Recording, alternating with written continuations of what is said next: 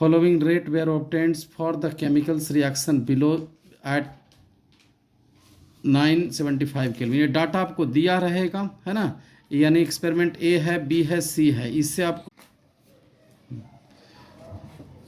For following data were यानी data was obtained for the chemicals reaction below at 975 kelvin.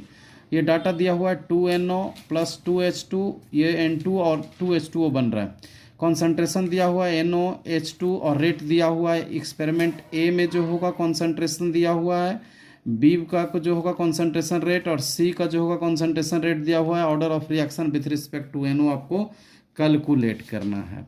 अब इसके लिए क्या करेंगे, रेट इक्वल टू KNO के पावर x H2 के पावर बाई, ठीक है।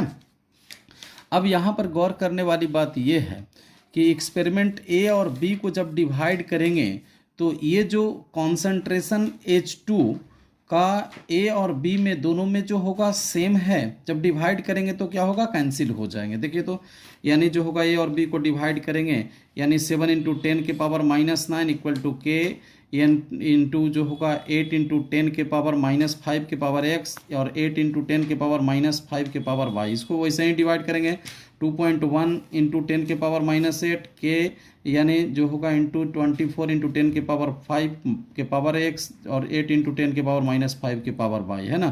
तो अब इसको ये जो होगा कैंसिल हो जाएगा। 7/21 इक्वल टू 8/24 के पावर x, ये जो होगा यानी यानी यानी ये जो होगा यानी कैंसिल हो जाएंगे तो 3 हो जाएगा।